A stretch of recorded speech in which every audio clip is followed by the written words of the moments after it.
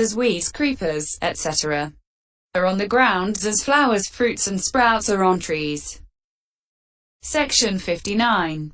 And the aggregates as objects of clinging have birth as their initial suffering, aging as their medial suffering, and death as their final suffering. The suffering due to burning in one who is the victim of the pain that threatens death is sorrow. The suffering consisting in crying out by one who is unable to bear, that is lamentation. Next, the suffering consisting in affliction of the body due to the contact of undesirable tangible data, in other words, disturbance of the elements, is pain. The suffering oppressing the mind through resistance to that in ordinary people oppressed by it, is grief. The suffering consisting in brooding 14. In those dejected by the augmentation of sorrow, etc., is despair. The suffering consisting in frustration of wants in those whose hopes are disappointed is not to get what one wants. So when the various aspects are examined, the aggregates as objects of clinging are themselves suffering. Section 60. It is impossible to tell it all without remainder, showing each kind of suffering, even by going on doing so for many eons. So the Blessed One said. In short, the 5 aggregates as objects of clinging are suffering in order to show in short how all that suffering is present in any of the 5 aggregates as objects of clinging in the same way that the taste of the water in the whole ocean is to be found in a single drop of its water. This is the exposition of the aggregates as objects of clinging. This, firstly, is the method for the description of suffering. The truth of the origin of suffering. Section 61. But in the description of the origin, the expression yai tauha, that craving which equals yai tauha, as regards the expression produces further becoming. It is a making become again, thus it is becoming again. Punabhava, semicolon. Becoming again is its habit, thus it produces further becoming. Punabhavaka. The expression nandiraga sahagata, accompanied by concern and greed, equals nandirajina sahagata. What is meant is that it is identical in meaning with delight and greed, concerned with this and that. Wherever personality is generated, there is concern with that.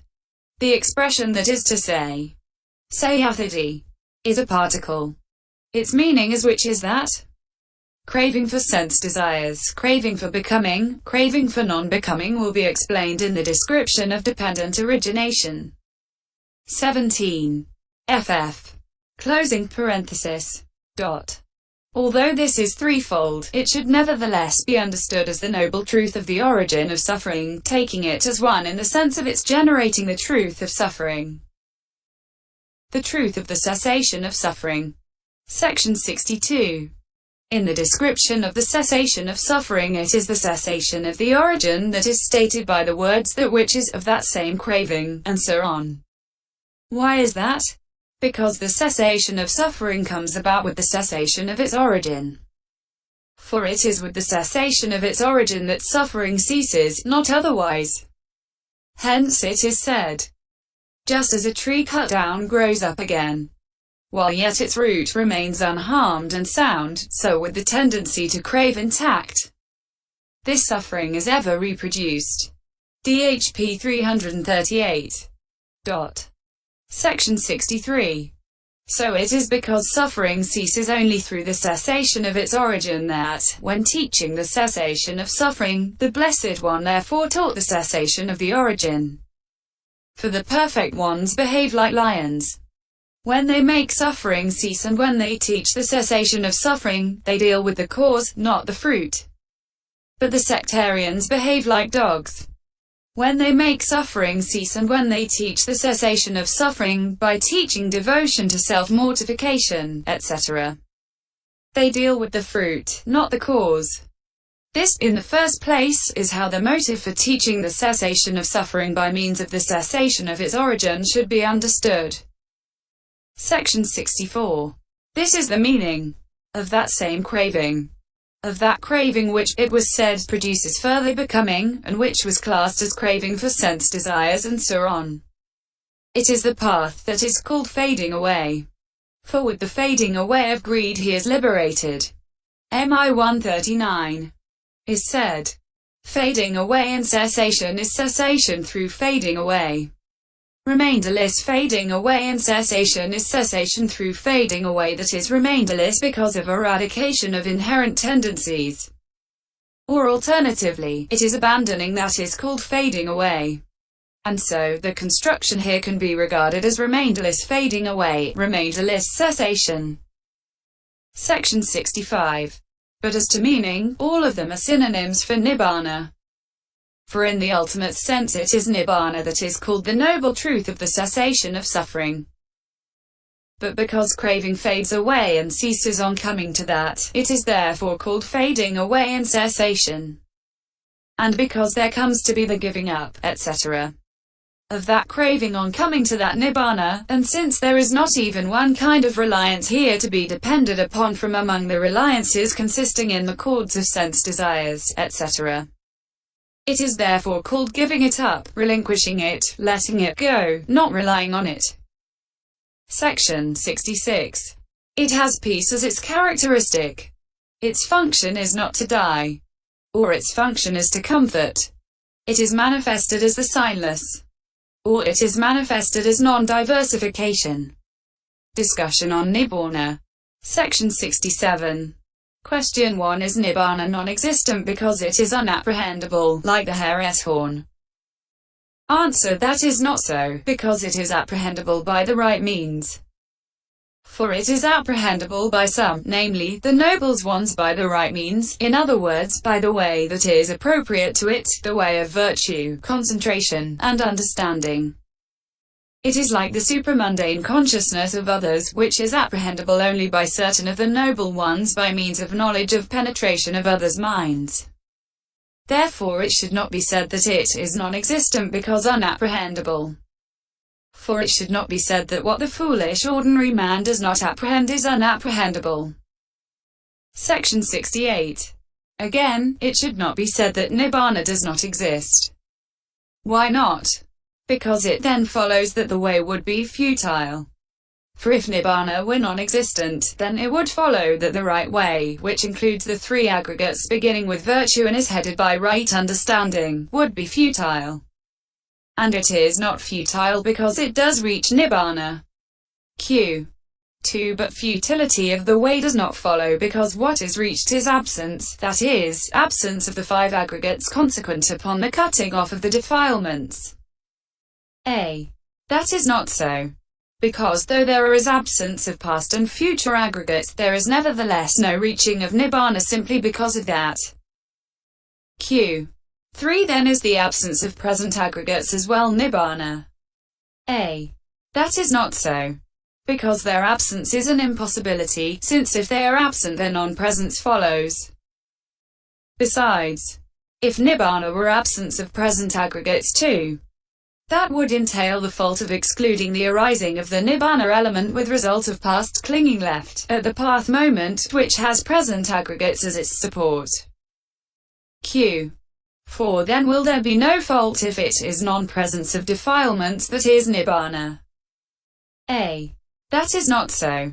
Because it would then follow that the noble path was meaningless. For if it were so, then, since defilements can be non-existent also before the moment of the noble path, it follows that the noble path would be meaningless. Consequently, that is no reason. It is unreasonable to say that Nibbana is unapprehendable, that it is non-existence, and so on. Section 69. Q. 5. But is not Nibbana destruction, because of the passage beginning, that, friend, which is the destruction of greed, of hate, of delusion, is Nibbana. Opening parenthesis. S 4251. A. That is not so, because it would follow that arahantship also was mere destruction. For that who is described in the same way beginning, that, friend, which is the destruction of greed, of hate, of delusion, is arahantship.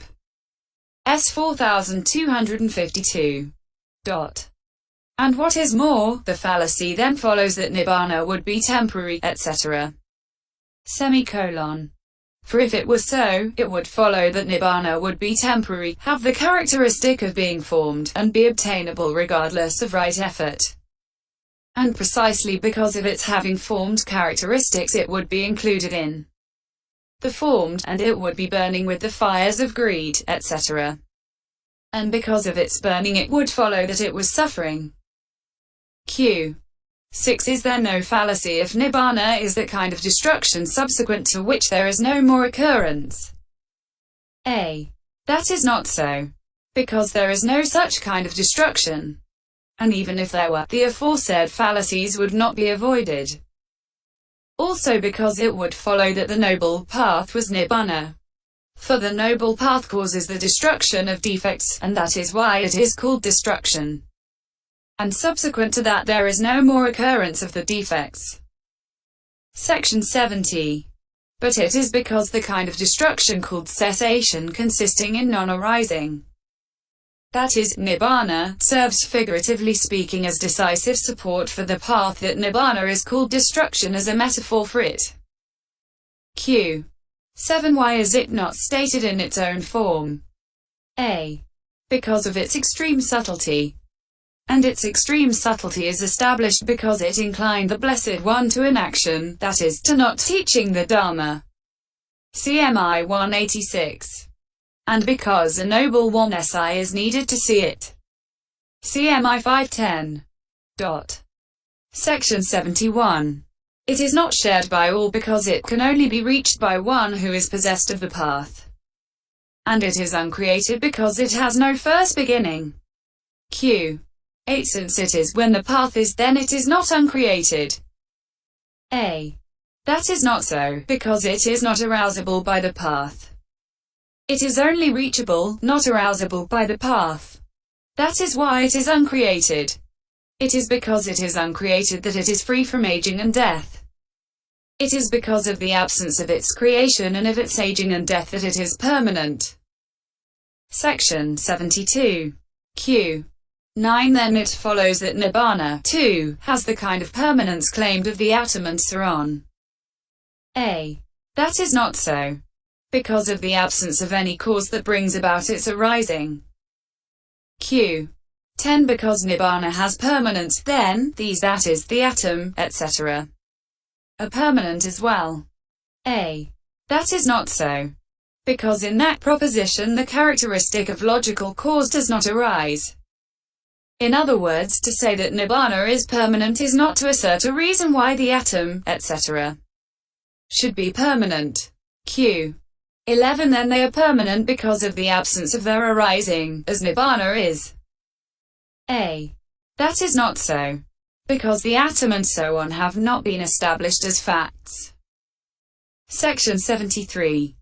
The aforesaid logical reasoning proves that only this, that is, nibbana is permanent precisely because it is uncreated. And it is immaterial because it transcends the individual essence of matter.